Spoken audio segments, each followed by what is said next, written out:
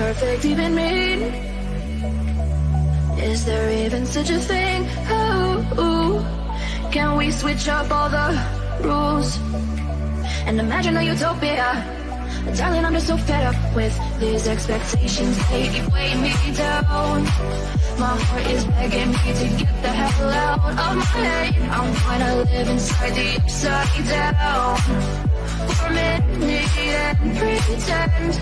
Honey, I'm a perfect 10. Whoa, whoa.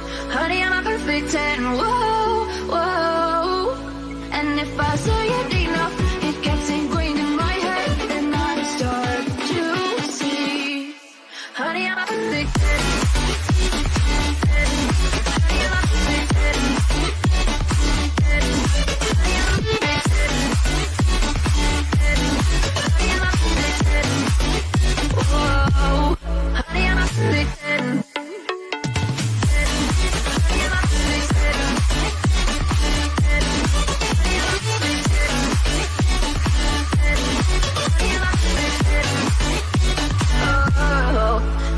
Disgusted with myself, and I'm disgusted with the way we're told to have a certain face, a certain weight, because we aren't pixels on a screen. No, we're human, we breathe. Every single thing we see curated, it's overrated.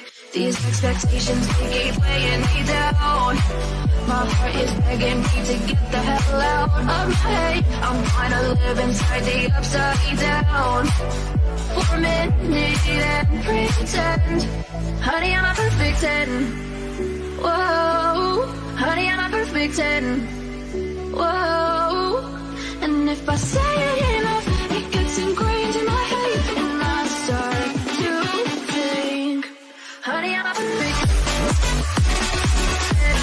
Honey, I'm a perfect 10.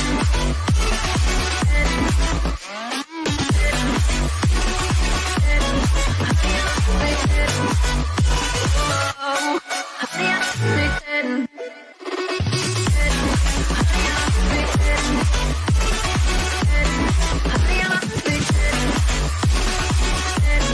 Honey, I'm a perfect 10. Oh.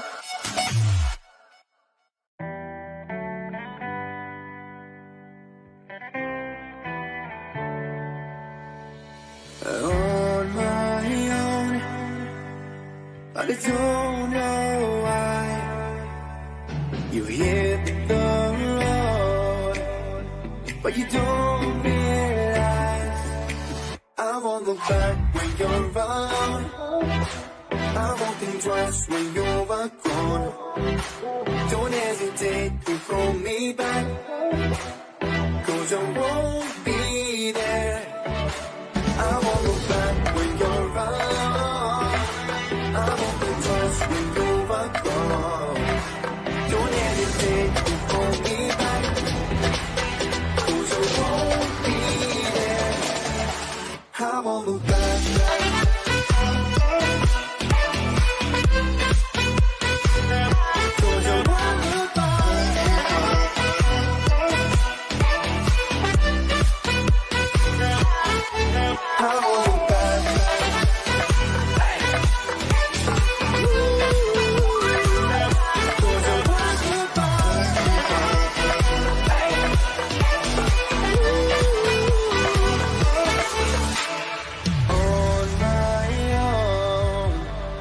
I don't know why.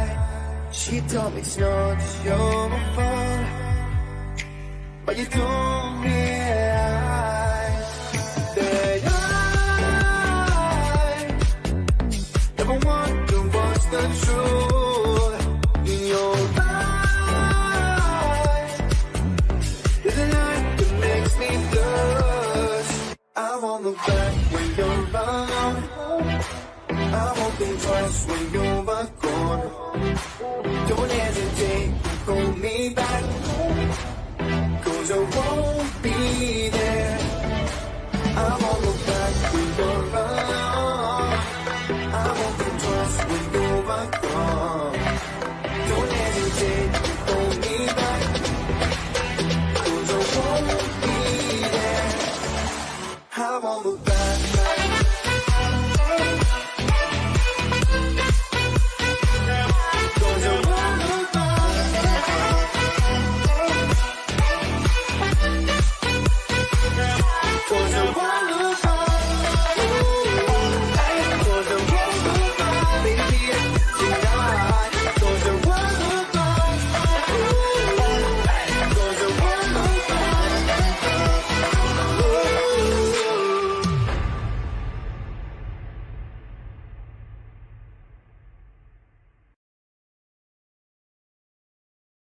Hi, everyone. Welcome to our webinar, How Can You Improve Livability in Pig Production? Made possible by Zinpro and Swine. I'm Clayton Chastain from Swine, and I will be your host today. So thank you so much for being here with us. In today's webinar, how can you improve livability in pig production? We will discuss some of the most critical points of pig production. On today's webinar, we are blessed to have a couple of leading industry experts share their tips and experiences for how to improve livability. My sincere thanks also goes to today's speakers. Next hour will be filled with great insights from Dr. Linhares and Dr. Schweer. I'm very excited to hear from them, and I'm sure you are too. So for those in the audience, please feel free to participate. You can interact with us via chat at any point in the webinar, and we will direct your questions to our guests through a Q&A section at the end of the presentation. So for our first presentation, we'll start with Dr. Daniel Linhares. Dr. Linhares is one of the bright minds of the global swine industry. He is the Roy Schultz Professor of Swine Population Medicine at the Veterinary Diagnostic and Production Animal Medicine Department of the Iowa State University College of Veterinary Medicine. He is also an associate professor and the director of graduate education. He conducts field-based research with the field epidemiology team of graduate students on development and evaluation of strategies to improve health and productivity of swine populations under field conditions. So let's welcome Dr. Daniel Linhares. Hi, Clayton. Thanks for the introduction. Hi, everybody. I'm really excited to be here today.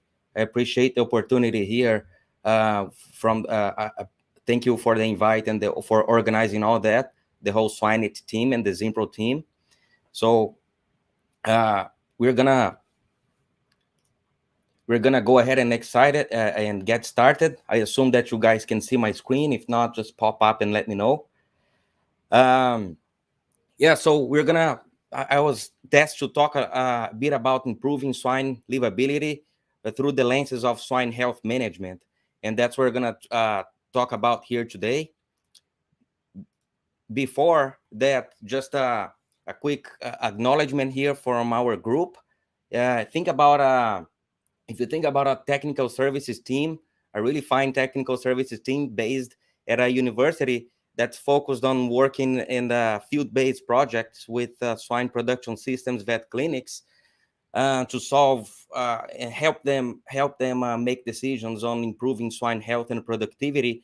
And so based on a new university, meaning that have access to all sorts of resources and talents and areas of expertise. Well, if you think about that team, that's the Field Epi group. I'm really proud to be part of this group. And the thoughts and results that I'm going to share here in the rest of our discussion comes from this group. So my great sincere gratitude from this the Field Epi team. What we have here in the agenda are basically three take-home messages, right? The first one is what happens in the sow farm.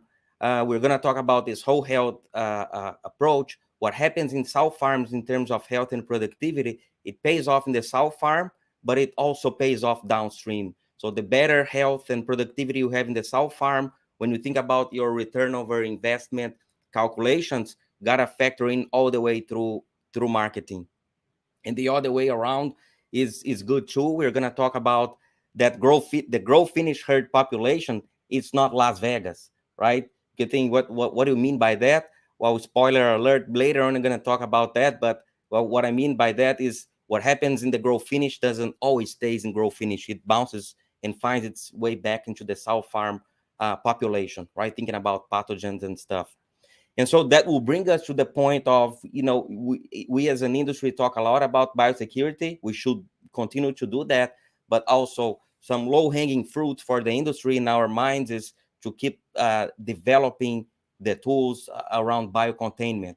I think we're just getting started on that, thinking about what's going on in the industry. And so lots of low-hanging fruits on that to improve health and, of course, pig livability. And then we were going to finalize with some practical examples of putting those things together. All right, back to message one. Sow farm health and productivity is a proxy of not only what happens again in the sow farm productivity, but the whole herd approach from the sow farm to nursery to finish.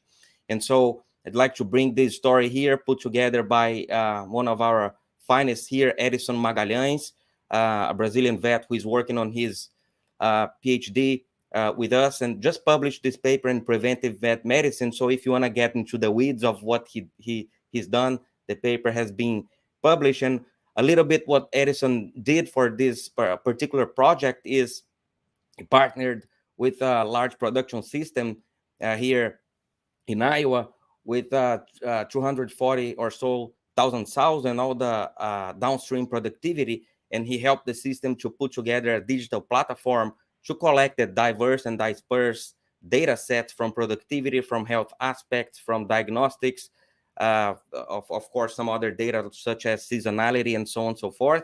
And he helps to understand what happens with the whole herd health approach.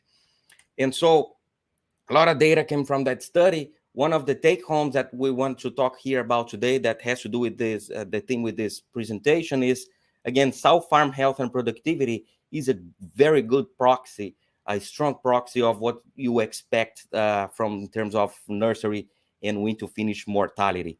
So different charts here on the screen, the message being the better productivity for the sow farms in terms of total born, in terms of born alive, in terms of number of pigs weaned per sow, annualized sow death rate, farrowing rate. And here just a couple examples, right?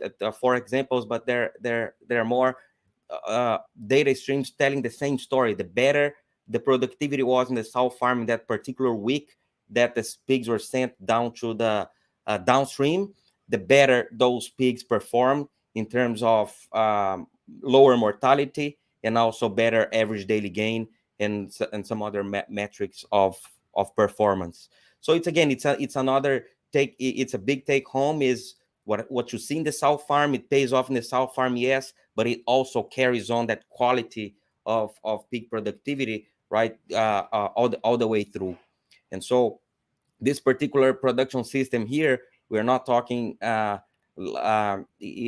had a standard genetics, right? Swine genetics. So it's not saying that we should focus on improving total born in terms of selecting the for high productivity. Well, you can do that too, but in this case, the variation in productivity was highly associated with changes in health status. So same genetics, same management plan, nutrition plans, following the same standards over time, and the big changes being the health aspects, right?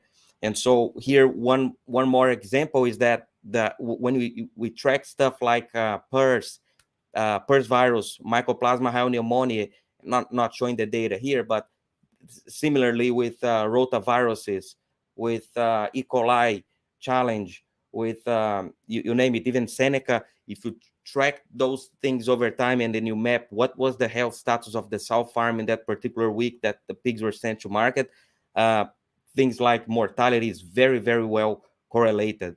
So if you're telling the story, those things are correlated. Sow farm productivity, health status. Does that mean that I can start predicting what's going to happen in the downstream flow? And so the short answer is, oh yes, you can, because those patterns, right, those interactions between, say, Pears and Michael, or productivity due to other health challenges, those interactions, they tend not to change dramatically over time. You may get introduced new strains. That happens from time to time. That happens, so those interactions change a bit, but it oftentimes those interactions keep fairly constant in the space of 6 months to a year. When you look at big data, right, what's happening in populations of populations, so thousands of pigs within hundreds of flows. So with these models that Edison put together, it correlates pretty well. So with the information from the flows that are being weaned today, you have a very good understanding if which are the flows going to be highly or have a high risk of high mortality, or and the flows that are expected to perform well. So then the next step is, what can we do about it? Now you if you want to beat the odds, right, in the sense of, I'm expected to have high mortality, what am I going to do about it? Now you could evaluate different health interventions or people or management practices husbandry practices and help those pigs get started better, so that you lower that expected mortality. Well, that was message one. What happens in the sow farm carries on all the way through finishing. And so the other aspect of that, and message number two, is that the grow finish population, it's not on their own, right? It's not that a lot of times we tend to think that, I don't need a high biosecurity in all out flows, because what happens in that flow, the barn's gonna be dumped, and it's gonna be over, right? Well, we're gonna show data here that doesn't always happen. One of the reasons is that there's a lot of epidemiological connections between grow finish sites, if you think about it, right? Here in the US, with the level of uh, uh, engineering and technological advances, from ventilation to barn layout to everything, it doesn't take more than a couple hours per day, even in a big barn, for somebody to take care of that. So what's that person gonna do for the rest of their day? They may sit in the couch and watch Netflix. That's a good idea, but they also, that's not what happens, right? People, they go back to the next site, and then the next site. So it's pretty common that we see people visiting 6, 7, 8 sites per day. So when they visit 6, 7, 8 times per day, it's a good time management thing. But in the other side of the coin, they are also contributing to spreading diseases, right? So things like PD, Pears, influenza, mycoplasma, those things can be carried away from site to site. And so we're going to show some data here from this group. I have the privilege to work with them. Giovanni in the upper side here of the chart, and then Edison, we already talked about him. And the other rising star here is Guilherme Cesar, also from Brazil, that came, and he's working on his PhD here with us in the team. Under Giovanni's leadership, we run this program called SDRS, which stands for Swine Disease Reporting System. And long story short, is a program where we capture data, real-time data, from 5 different veterinary diagnostic laboratories, we call VDLs, here in the US, and package that information together to reveal microepidemiological aspects associated with disease activity in the field. And so this data here that I'm showing here in the chart at this time is for Pears virus, but the same pattern, we also see that with influenza, with enteric coronaviruses, and I bet that holds true for other diseases as well. And what we see here in the chart is positivity rate over time from 2018 to end of last year.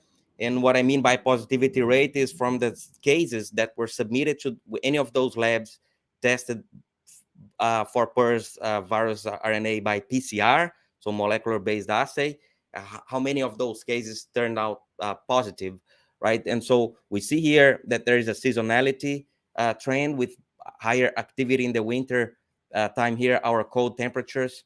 And but what we also see is that there is a much higher activity in grow finish, which is the red line, compared to the sow farm, which is the blue line, right? So a lot of activity going on in the grow finish herd. And more than that, if you watch when those lines rise, those lines rise first in the red line, which is the grow finish population. Then you see a rise in the blue line, right? So in other words, that same thing happens repeatedly over time. So if you want to understand what's going on in terms of disease activity in the breeding herd level, right, your site ones, you watch what's going on in the grow finish herd a few weeks prior to that. So it's a good proxy to understand what's going on in the sow farm.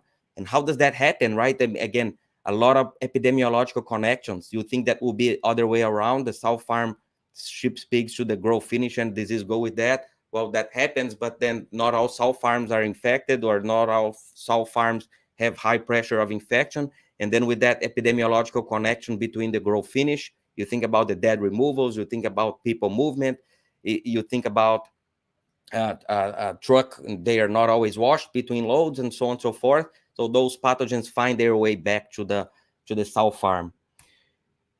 Here, a little bit more of the same on that same message, looking specifically at one particular virus named Pears virus, lineage 1C variant, which is a highly virulent virus that emerged here not long ago.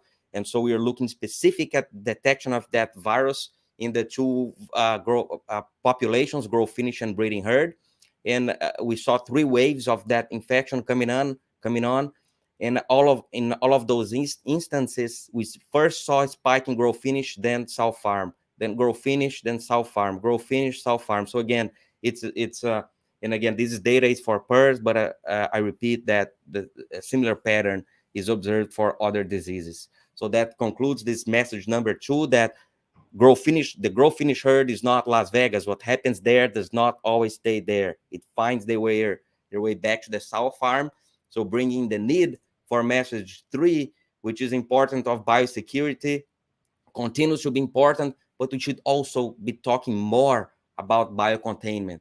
One of the other key vets here in the US that is also raising that flag is Dr. Paul Yeski. And if you hear him talking recently, I bet that he's going to touch on this biocontainment point, because it's really a key low-hanging fruit here to better that survivability in the whole herd. So what do we mean by this? Well, keep sow farms healthy with biosecurity, and keep pathogens out of the grow finish too, as much as we can. With we kind of talked about people flow, dead removals, commingling. I know I'm not here to say stop commingling. That's not going to happen. People need to commingle because of productivity and supply chain and everything. But what we can do more and more is commingle in a strategic way, following some pyramids. So mixing pigs with factoring more the health component for commingling decisions, rather than only proximity of sites and supply chain type of logistics deal. And the other aspect, another big tool here for biocontainment is immunization. Immunization, in my mind, it belongs to this biosecurity and biocontainment. And we know that there are several ways to immunize pigs and immunizations are a great tool to minimize shed and spread of pathogens. So some examples quickly here. So another work here from Edison, working with a few production systems here in the US on this next generation of regional control programs. And again, using Pears as a model, just because Pears is a highly, economically important virus here in the US, but similar concept can be copied, adapted, pasted to other pathogens as well. We talked a lot about regional control programs in the US, maybe 15 years ago, but and then those faded off. We at one point, I think we had some 30 or 40 regional controls programs going on. They all faded off.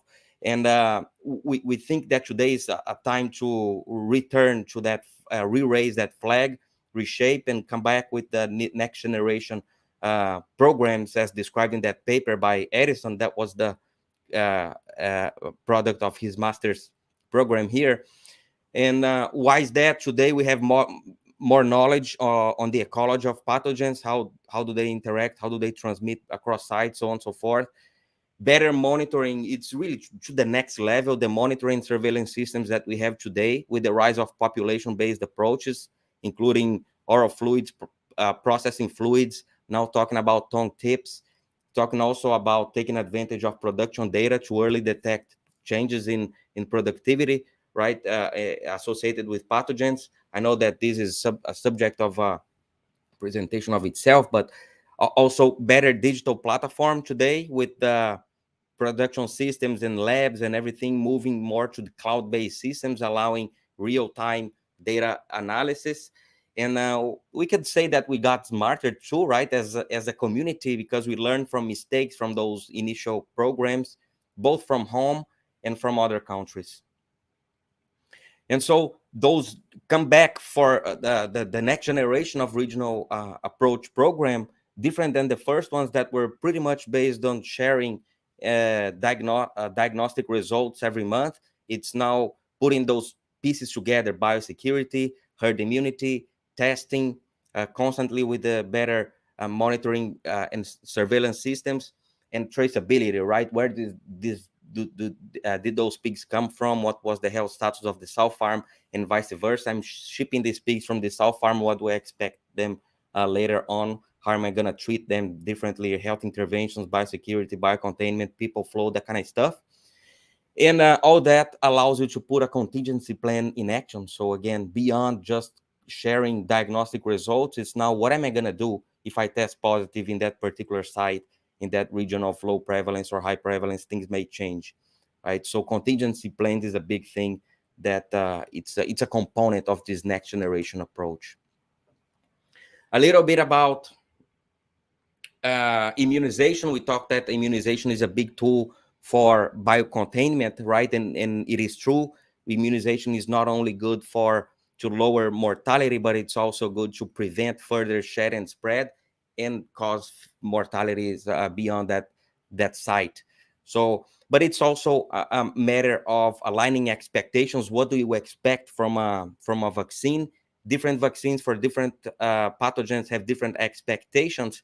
But in terms of Pears here, for example, which is a good example, PD is another one. If you have a really high pressure of infection, you're vaccinating your pigs and they still have high mortality. What would that mortality be if you're not using those approaches, right? So expectations again for the vaccinations that we have today, I don't think it's gonna go from 20% down to 1 or 2. But if you could lower 3, 4, 5 percentage points, I could make the case that that's a truckload of money if you multiply it by the number of pigs that are exposed throughout the year. So in this particular study, also published really recently here, I think it was a couple of weeks ago, came out in this Preventive Vet Medicine by Dr. Cesar Moura, now at IoSelect Farms. But this study was part of his PhD before he went there, is demonstrating the value of what he called the double dose program, right? So in highly infected pigs in high pressure of infection, we know that 1 dose helps. How about 2? And sure enough, he demonstrated that a second dose in terms of in situations of high pressure of infection, that can be an additional help. He also demonstrated in that same work that the frequency of wild type detection and genetic diversity of viruses that are co-circulating the system, they both matter, right? So it's not about my site is already positive, so I can commingle that with others, or I can visit other sites. No, it may be positive from one strain, certainly not all strains that co-circulate in the region. So Cesar demonstrated that the more virus introductions, wild type viruses introductions that are detected in the system, your mortality is expected to go up proportionally. So another word, choose whatever you can do to postpone infection or to prevent additional introductions, that pays off in terms of better, lower mortality, better average daily gain. Going back to the sow farm, here is Dr. Chris Rademacher here, also part of our team, and he had this nice publication that came out in National Hog Farmer a couple of weeks ago, where he tracked a specific sow farm, and it's not rocket science. It's doing the basics, right? And he demonstrated that the basic stuff, the day-to-day work stuff, it works. So the study consisted of visiting those sow farms, making sure that each sow was being observed, and the sows that were not getting up to eat, the sows that were not active, the sows that you look and they something odd here, go and treat following the farm's protocols, right? The standard protocol. So again, no big kind of crazy combinations of magic beyond what's the protocol. It's just enforcing the farm protocol. Let's observe each sow each day and make sure that the sows that need treatment are treated. And sure enough, he watched the weekly mortality, annualized weekly mortality, and he demonstrated that right after he started the treatment, they observed a significant drop here in the mortality for that sow farm. And now, as we speak, right, this is really recent, Dr. Chris Rademacher, he's implementing, replicating that in other farms. The last piece of information we wanted to share here along those lines of disease management in sow farms is this program that Giovanni and I started, and now Dr. Rodrigo Paiva uh, is taking over and watching and bringing this to the next generation or next level. Consists of following farms that went through a disease outbreak, right? Using Pears as a model and capturing what did they do with the sow farm, what were some of the demographic information, what type of herd intervention were done, and then he captures the productivity data. He captures uh, a whole genome sequence information to understand what are the drivers of the outcomes of a Pears infection. And when we compare, we had 3 different metrics in this study. When we compare what was observed in this cohort of farms that broke at this time compared to a similar study that we did 10 years ago, we see that it's taking more time for the farms to reach that low prevalence level, defined as 8 consecutive weeks of negative testing by PCR. You could define that in different ways, but anyways, reaching low prevalence, shipping out negative piglets by PCR. It's taking longer. So one of the reasons may be because what we just talked about before, the monitoring surveillance systems are better, are more effective than 10 years ago, but also you could argue that the virus has changed too. So when we look at the impacting in productivity, one of the metrics is how long did it take in weeks for the farm to recover the same level of productivity in terms of pigs weaned per week that the farm had prior to the outbreak. And also we are looking, see here, there is an increase in that number. And same thing for the total loss per 1,000 sows, which is a metric of how many piglets did the farm not wean, right? Wean below average since the outbreak. And today we're observing a median value of about 4,000 pigs compared to 2,700 pigs lost 10 years ago. So using the same algorithms, the same statistical process control approach, there is evidence that those farms that are breaking now, the impact in productivity is higher than what we observed 10 years ago. So summary from this slide: longer time to low prevalence, longer time to recover baseline productivity, and more severe losses compared to what we saw 10 years ago. You ask why? Well, some of the factors are immunity, goes back to immunity, herd closure. The farms that implement herd closure, they have much better outcomes than the ones that don't. Uh, Deliberate whole herd exposure that a lot of times go with the herd closure, right? So if they mass vaccinate the sows or if they mass expose to the live virus, those things make a big difference, right? Compared to relying just on natural transmission of the virus.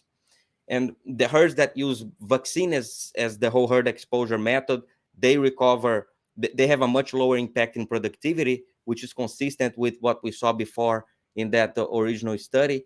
And the farms that use live virus inoculation, right, or the resident virus, they achieve that low prevalence a bit sooner than those that use MLV. Batch farrowing was correlated with better outcomes. And the Pears genotypes too, right? So the Pears genotypes, we did a lot of whole genome sequencing those farms, and one of the take homes is that the virus matters, right? It's not a surprise. If the virus was new to the system, that was associated with more severe outcomes. And a lot of farms had multiple viruses going on at the same time. So it's not a single infection, it's a concomitant infection with sister viruses, so to speak. And the more viruses that there were, the higher was the production impact and the time to recover from those. So another message there, that it doesn't mean my farm is positive, so I can lower my biosecurity standard, right? No, don't necessarily do that, because the more viruses you have in the system, the worse the longer it takes to get rid of that virus, and the more severe is going to be the impact in productivity, and of course in the sow farm and downstream, as we talked about. So that's what we had to share today. We talked about the whole herd health.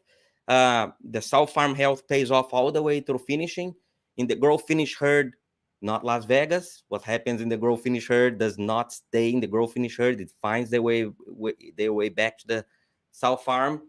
We talked about the importance of biosecurity with focus on biocontainment, right? To keep the viruses where they are. Infected sites are not infected to all known viruses in the region. They can still perform better if they don't encounter new strains coming in.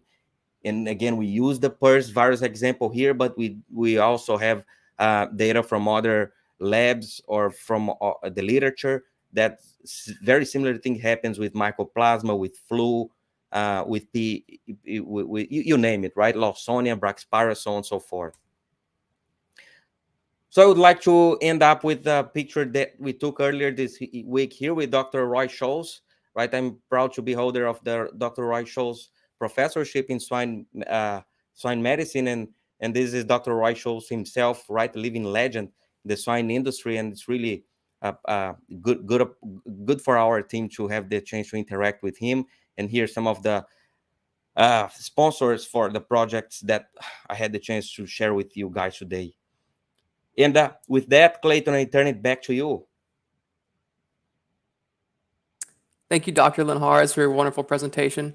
So with that, we're going to go ahead and move to our second speaker. Our second speaker for today is Dr. Wes Schweer. Dr. Schweer earned his doctoral, master's, and bachelor's degrees in animal science from Iowa State University. While at ISU, he authored or co-authored several peer-reviewed swine research publications and 20 conference proceedings and papers related to swine production, nutrition, and health. In 2018, he joined Zinpro as a swine research nutritionist, and he is currently part of the swine technical service team, supporting sales, providing relevant, profitable solutions for customers. So take it away, Dr. Schweer. Thanks, Clayton. Really appreciate Swine pulling this webinar together, and Dr. Linhares, really appreciate the information you shared. Really pertinent, really relevant. What I'd like to share is more on the nutrition side than the management side. Some of the information that we're working on in the nursery phase here at Zinpro. There we go. Got the presentation up. So, thinking about we get a new group of nursery pigs in, and trying to relate this to Dr. Linhares' presentation. Sometimes we don't have the luxury of biocontainment on just the sow farm. Sometimes that'll bleed over in the nursery and grow finish, or vice versa. So if, thinking from a nutritionist and a vet perspective, we get a new group of nursery pigs in. What information do we get to start off with? We know what the wean weight or the wean age is going to be. We know how long that fill time is going to be. Are we going to commingle those pigs? Dr. Linhares highlighted some of the struggles that we could have there. And then what's the health status? If we're commingling pigs, if we're not, if we have the luxury of having a sole source, what's the health status? So from a nutritionist perspective, thinking about formulation strategies, right? What's my feed budget going to look like? Do I need to adjust that for early wean pigs, or they're coming in with some sort of challenge? Do I need to have a little bit more of my phase one or my pre-starter diet? How complex is that diet, or how expensive do I need to make that diet to get these pigs started well? From an ingredient quality control standpoint, the highest level of ingredients are going to go to those nursery pigs, really just to get them started. From a veterinary perspective, going to focus a little bit more on farm. What's my vaccine strategy? What's my treatment protocol look like? Are there other water adds that I need to think about? Do I need to look at acidifiers or some other interventions through the water that need to be brought along with that? But ultimately, the nutritionist and the vet production team, everybody shares the same goal of raising a healthy, robust, productive pig. So from a nutritionist standpoint, sometimes formulating a nursery diet can look about like trying to run this soundboard. There's a lot of tweaks and knobs and things to adjust and twist and move. What's my crude protein level or soybean meal inclusion? How much synthetic amino acid do I need to bring in? Is there a prebiotic and probiotic strategy? Lactose, what level and what sources? It can be very daunting. From a trace mineral standpoint, we think about what level of zinc oxide do I need to have for these pigs, or what level of copper sulfate. Outside of that, we're kind of on cruise control. A little bit of a set it and forget it for our trace mineral premix in nursery pigs. So this is just a standard example of a trace mineral nursery premix. And what I would challenge or question for some of the nutritionists in the audience is, how often do we think about it? Is it every quarter when we put a bid in, or annually, biannually? Is there any thought given to it? Maybe we just think about what level of zinc, copper, manganese, et cetera, we need. How often is that truly evaluated, though? We'll play around with some zinc oxide levels, but from a core trace mineral premix, how often do we truly evaluate that in our nursery pigs?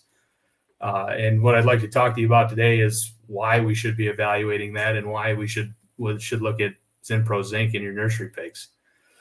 So just a little background on Zinpro, for those who may not be familiar with what makes us unique in the mineral space. It's an amino acid bound to a zinc complex, so one amino acid molecule to one zinc molecule. And what gives us the benefit of doing that is it allows us to have unrivaled absorption, so more availability to the pig. That helps us with immune competence, robustness, and ultimately leading to superior health and livability. So why the health and livability piece, and looking at it in terms of profitability? So the number one predictor of a farm that is more profitable than another is nursery and finisher mortality. So after we wean those pigs, if we can keep them alive and market them, we're going to be more profitable. Second on the list would be market calls and lights. Pre-wean mortality. Again, a lot of these focus around getting pigs to a market weight and keeping them alive through that period.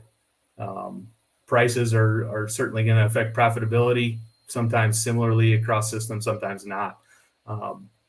And I wanted to highlight here that PSY, or pigs per sow per year, is very far down the list. That's a common target for a lot of systems. Sometimes, it should be less of a priority and focusing more on health. And kind of bringing this back around, what's the economic impact, and why should we focus on nursery, mortality? So what is truly the cost of 1% mortality?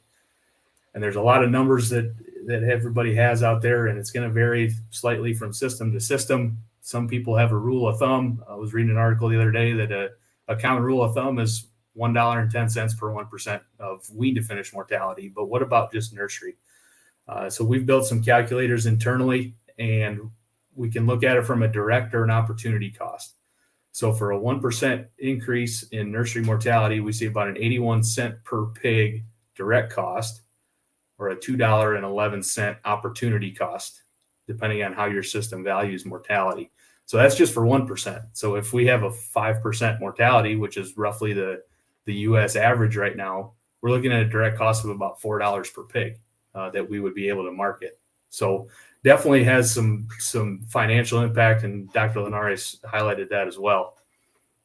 So if we jump into what we've been working on at Zinpro, and this had started right around the time I joined in 2018, 2019, and looking at opportunities in nursery around mortality. So this was an antibiotic-free system that we worked with, 40,000 pigs total in this evaluation. And what we saw is with the addition of Zinpro zinc into those pigs, we saw about a 1.5% reduction in mortality. This was actually delivered through the water for 42 days for that full nursery period. We followed that up with some conventional research. Is it the same in conventional versus antibiotic free? Slightly less impactful in the conventional production system, but they also ran it for a shorter period of time. So we saw a 0.5% reduction in mortality. They ran zinc through the water, Propas zinc through the water for 28 days. So some timing differences potentially there. With both of these responses, however, this was on top of therapeutic levels of zinc oxide. So, it varied slightly, somewhere in the 2,500 to 3,500 range. These responses were on top of that. So it's more than just a level response. There's a source response there as well. And we know there's certain challenges that come with antibiotic-free or conventional production. thinking about some of our high health pigs, and I turned to our colleagues in Brazil. They've got a little bit, they've got the luxury of not having PRRS in Brazil. So in general, we think of them as higher health. So this was an evaluation that our colleagues did there. And even in what we would consider a high health pigs, we see a growth improvement when we supplement on top of therapeutic levels of zinc, to the tune of about 1.5 pounds. But what showed up from this evaluation and what was more impactful, I think, in addition to the growth, is the quality of those pigs. So we saw a reduction in the number of substandard pigs. So if we think the inverse of that, we saw about 70. We saw 70 more full value pigs from that evaluation. So if we think, if we get into more disease specifics, Dr. Linhares talked biocontainment. Sometimes we don't always have that luxury. It'll bleed over from the sow farm into the nursery, and then we need to adjust our formulations or our strategies accordingly. Dr. Linhares had showed this in sow farms and grow finish. This is actually from the same data set, just isolated to nursery pigs. Percent positive based on the number of submissions. And what we can see is, just like Dr. Linhares highlighted, we get these seasonal changes. We also, if we kind of look across in the direction the trend line is going, we see these are increasing over time. I know this last year and a half or so has been pretty severe for PRRS in the Midwest. Doesn't really appear to show any signs of slowing down. Hopefully it does, based on some of the biocontainment and management strategies. But can we feed those pigs different? If we know we've got a break at the sow farm, whether it's PRRS, whether it's PED, flu, whatever it may be, can we have some type of intervention at the nursery that's going to improve the health of those pigs? Again, going back to some of the information we've generated, this is from a sow farm. These are pigs that are weaned from a sow farm that broke with PRRS. We see a reduction in the number of medical interventions that are required in the first week, and that carries out throughout the full nursery period.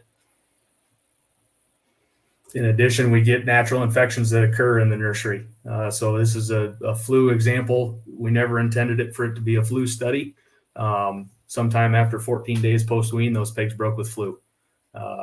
And what we see based on number of removals with Zinpro zinc in those diets, from a health perspective or a removal perspective, a lot lower removals in those pigs that had Zinpro zinc in those diets. And this would have been on top of therapeutic levels of zinc as well. So again, it's not just a zinc level, there's a zinc source response here as well. So that's from the respiratory piece. Sometimes we get enteric challenges as well. And like to highlight optimizing the tools that we have available. So it's going to be common that pigs are going to be vaccinated for PRRS, ileitis, whatever it might be. So this was an ileitis vaccine study that we conducted. And, as we'd expect in the gray lines here, we see an increase in diarrhea prevalence for the pigs that are not vaccinated following an ileitis challenge. The vaccine does a really nice job at reducing diarrhea prevalence. However, it's not 100% effective. So can we maximize the value of the tools we're already using? With the inclusion of Zinpro zinc in those diets, we even further reduce the diarrhea prevalence in those pigs. And that's just not from a clinical presentation. That also bleeds over into a health and livability response. So again, the highest level of mortality in our pigs that are non-vaccinated at about 8%. We see about a 5.5% mortality in the pigs that are vaccinated. So the vaccine, is effective. It reduced our mortality. When we add Zinc into those diets, in addition to the vaccine, we see that mortality drop even further. So I've showed you some high level responses of health and mortality, but digging into some of the why. Why do we see those responses in performance and health? And comes back a lot to, I mentioned immune competence and robustness. So again, back to an ileitis challenge, having Zinpro zinc in those diets, we see an improvement in the systemic immune response. So this would be serology, how many of those pigs seroconverted. We see at 14 days post-challenge, almost twice as many of those pigs had seroconverted antibodies already. And through that 28-day challenge period, we do get to 100% of those pigs seroconverting antibodies in the pigs that were fed Avail Zinc. We don't see that in the pigs that were fed only inorganic mineral. So, improving the systemic health, a lot of that is going to stem from what does the local health picture look like. So in terms of ileitis, looking at pigs that were infected and looking at immune responses there at the local level, we saw in the systemic response, we saw that about a week sooner, that response. We see the same thing at the gut level. We see an increase in the number of T cells at 21 days post-infection. So we get that peak about a week sooner compared to the pigs that were fed only inorganic mineral at 28 days. And ultimately that leads to a reduction in disease, lesion prevalence and lesion severity. So lesion prevalence is what I'm showing here. At 21 days, a 50% reduction in pigs that had identifiable lesions in the gut. At 28 days, a 66% reduction in the number of pigs that had identifiable lesions. If we would have continued this over time, hard to say what it would look like for sure, but I think that trend would continue. And then looking at a lesion score or severity score, even though this was a mild challenge, so these are scored on a 0 to 3 scale. So even as a 1 is a fairly mild ileitis challenge. These are pictures from that study. So what kind of impact does that have on pig performance, digestive capacity, et cetera? So again, at 21 days, a 50% reduction in prevalence. We also saw a 50% reduction in severity. And at 28 days, a very similar response in lesion severity as we saw to lesion prevalence. So again, kind of back to the goal of nursery pigs from a nutritionist, from a vet standpoint, that's also the goal for us as well. We have the same goal as the production system does, of raising healthy, robust, productive pigs. We do that through improving gut health, improving that immune response, both at a local and systemic level, and then ultimately improving livability, and then increasing profitability. So I'd like to come back again and just show that direct and opportunity cost. We often think of mortality, some level of mortality being the status quo in nursery pig production or in pig production in general, and it doesn't necessarily have to be that way. There'll probably always be some level of mortality, but it doesn't have to be as high as it is right now in the industry. So again, there's money to be had here, and some profitability that's left on the table because of that. That's what I'd like to show you today. I know we're going to have a Q&A here, and if you're not able to get your question answered or have any questions there, we'll be at Pork Expo as well. Come check us out. And with that, I'll turn it back to Clay. Thank you, Dr. Schweer, for your wonderful presentation. So now we're going to go ahead and move into the Q&A section of today's webinar. And during this time, we're happy to hear any more questions from the audience. We've already got a couple on YouTube. And depending on how many we get, we may not get to all of them, but we'll do our best to answer as many questions as we can in the time that we have. So I'll start us off with the first question, which I have for Dr. Linhares. So Dr. Linhares, building off your points with disease transmission from the sow herd to the wean to finish herd, with the current state of biosecurity protocols, what do you think is the biggest risk for PRRS transmission, or any disease transmission for that matter, from one farm to another, specifically for a multi-site facility? Yeah, good question. And of course, that each swine production system in each region is different, right? So be careful with 2 or 3 or 4 golden rules that's gonna work for everyone. But in general, based on what we have seen here, mostly off of Dr. Darrell Holdcamp's outbreak investigation programs, where he follows through on herds that broke with all the way from either with Seneca or PRRS or PD or APP. Some things that are frequently on top of the risk factors list are continue to be personnel, biosecurity, either employees sharing sites, or here in the US, it's pretty common to have those loading crews or vaccination crews or people that you hire to do certain things in the barns. That's a big factor. Maintenance crews, so things that, a pipe breaks or electricity needs some quick fixing, and then you come, you bring in people from the outside, usually people that are specialized in farm type of work, and so those people have been are frequently in multiple sites frequently, so that's a big risk factor too. So around people biosecurity. And the other one that comes a lot on top of the list is practices around dead removals, because again, you rely on third-party companies that specialize in that service, and of course the truck that comes to your farm doesn't come only to your farm, it came from the neighbor's farm before that, or it will go there. And so biosecurity around that removal is a big thing.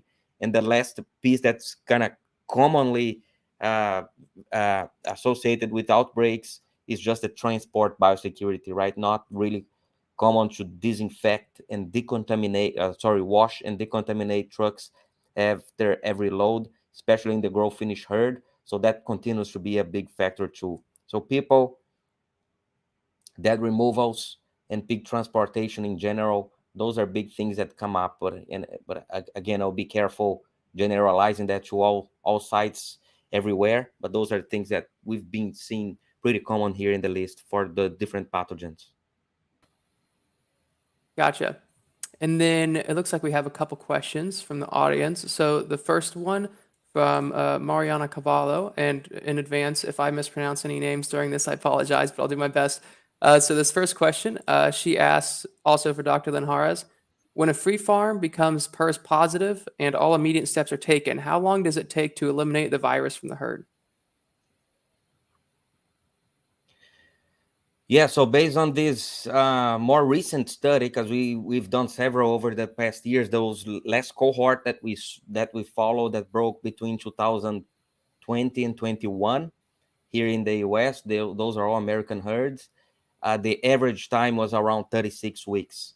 The quickest ones being about 26 weeks, and the later ones over a year. So if, like Mariana said, if everything, it's implemented right and compliance is checked and everything is good, I would expect anywhere between 26 to 32 weeks should be a good target to follow. Gotcha. All right. And then we have another one from Rachel Meyer. This one is for Dr. Schweer. So, Dr. Schweer, you talked a little bit about liquid application of zinc. What would be the recommendation from Zinpro for zinc supplementation during a PRRS outbreak? Yeah, really good question. I think it's going to depend a little bit if it happens pre-weaning or post-weaning. If they're coming from the sow farm, would start that immediately post-wean. And in that study that I showed, we ran that at 80 parts per million through the water. Our general recommendation is 40, but because those pigs are coming in challenged, would recommend bumping that up just a little bit to get an adequate level of zinc intake per day. So would run that immediately post-wean for the first 10 days to 2 weeks. Gotcha. All right, thank you. And then we have another question from Maria Cavalcante. This one is from Alessandra. She asks, constant monitoring of the sows is proven to help predict and even reduce mortality. So for Dr. Linhares, however, this is constant monitoring can also spread viruses. How can this be balanced better? How can constant monitoring spread viruses? Well, it may depend on the pathogen that she's thinking, but a good screening way is just based off of productivity data, especially today that a lot of production systems are moving or connecting their data to the cloud. And a lot of those economically important pathogens are associated with worsening one of the indicators, right? From aborts to mortality to neonatal losses, so on and so forth. So if you track those things daily over time here, it's pretty efficient way to screen those farms with no risk at all. And Another way to if you're thinking about monitoring using diagnostic data, people are using today processing fluid, so extracting the fluid coming out of castration and tail docking in a tube and sending that for screening in the lab. And that's also, I would say, pretty much disease transmission kind of free, right? Because it's a procedure that people already do anyways in the barn. The other one is oral fluid, which is that may have some risk of disease spread through the rope, but I wouldn't be too much concerned about that because it's whatever. Those pigs have a lot of interactions already within the pen, so we could say that they already are exposed to whatever is going on at the pen level. So I wouldn't be too much concerned about those population-based approaches to screen the herd, if that makes sense. Yeah, gotcha. Also, Dr. Schweer, if you have anything to add on, or Dr. Linhares, vice versa, feel free to tag in at any point. Sure. But if not, so one more question we have. So we know that the incubation and replication period of the disease is quite fast. What are the first steps after detecting the disease in one of these monitoring systems?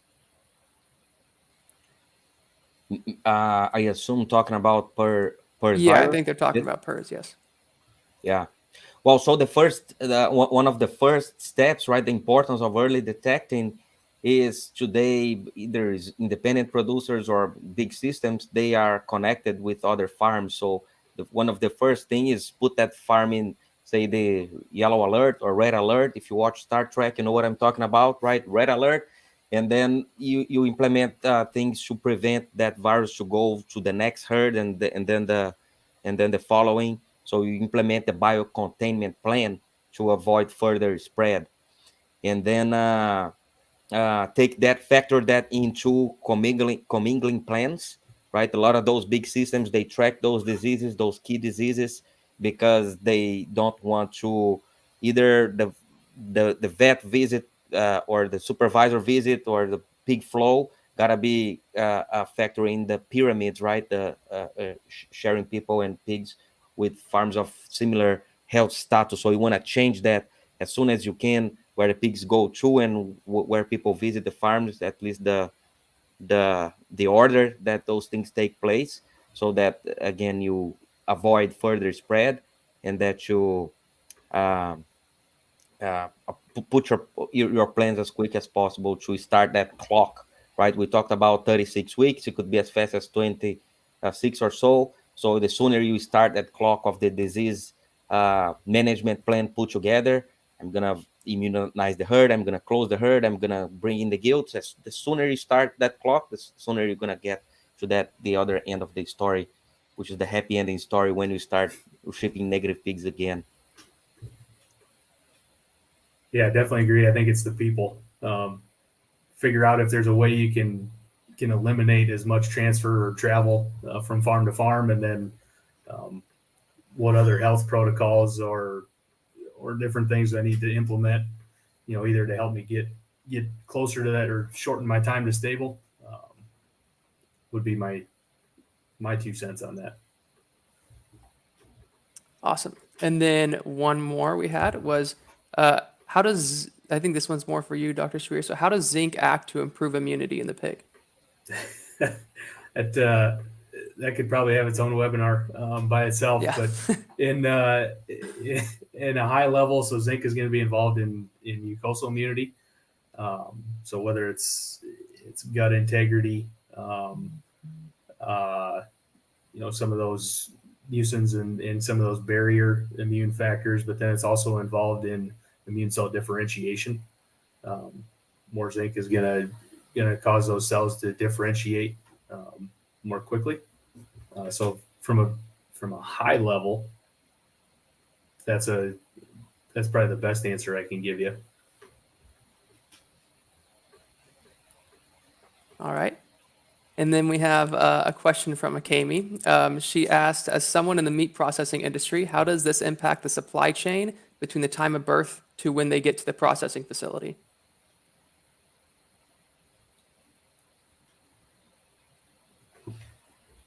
I'm not sure if I understood the question, to be honest. Can you help me understand?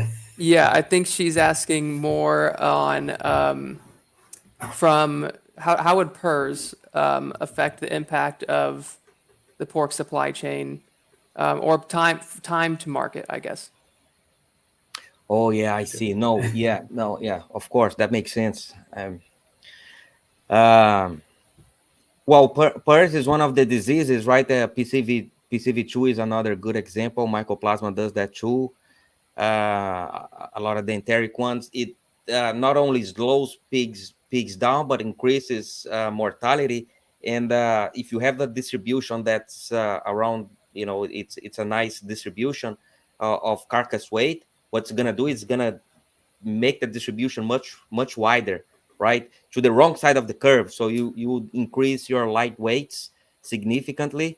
That was one of the works that Edison will be presenting at the IPVS in Brazil in a few weeks. So PRRS do that. It does slow pigs to market, and at the plant they're gonna see a much wider kind of variation in carcass. So that's gonna impact on how producers are paid. Just because if you have a wider curve, a wider variation in carcass weight, guess what? It's much harder for the producer to get to that green box, right? The box that they get the most value of their carcass. They will have some penalized, more penalized. So the short loss and the pay matrix is going to be affected in a negative way when you have PRRS anywhere from birth to market. And the earlier the PRRS infection happens, the more impactful that will be, right? Because PRRS is really there is an age dependency pathology associated with that. So if they get infected right at the end of the finishing, you'll see little impact. But as early as you get from birth, the more you're gonna see that impact happening. Was that the question? Hopefully. Yeah, I think All that right. answered it. Yeah, and just to add to that, so Nick Gabler and I did some of that work as part of my master's thesis, and what we saw is it took about an extra 2 weeks to get those pigs to market. Now, there's a lot of factors that go in. Dr. Linhares mentioned the time of infection, so they would have been infected as early grower pigs, not as nursery pigs. It was a very mild strain of PRRS. So it's going to vary depending on your strain and when they're infected. But what we saw was about 2 weeks difference, or 2 weeks extended in the marketing period.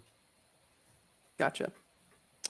All right, and then we have one more from Maria Codilla. She asked, what other supplements would go well with zinc to complement it regarding PRRS immunity?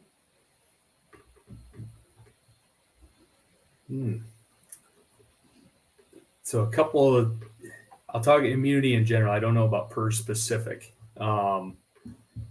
In general terms of improving immunity, there's a lot of probiotics or yeast, derived supplements, whether it's mannan oligosaccharides or yeasts that have shown some improvements in not only mucosal immunity but innate and adaptive immunity. So that's kind of where my mind goes initially.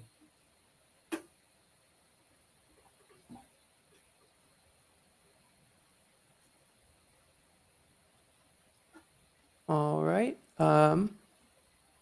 Is there any more questions related to PRRS or zinc that we have?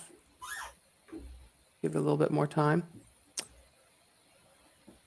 Let's see. Okay, it looks like we have one question. So for Wes, they were asking about the role that veterinarians play in delivering trace mineral nutrition to challenged pigs. Could you touch on that a bit? Sure. Yeah. So we've got the water soluble zinc, and we ran into this when we had first brought that product to market. It's zinc, so does it fall under the nutritionist, but it comes through the water, so does it fall under the vet? Short answer is it falls under both. And constant communication of the vet and the nutritionist is important. But from a vet side, trying anything that might work during a PRRS challenge or any disease challenge, so this is something that's available through different animal health distributors. So the vet can get that directly, or the farm manager can get that directly. as far as something to try or something to use in those different health challenge outbreaks.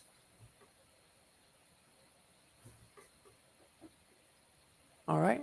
I'll give it a few more seconds if there's any more questions. But if not, we might go ahead and wrap up here.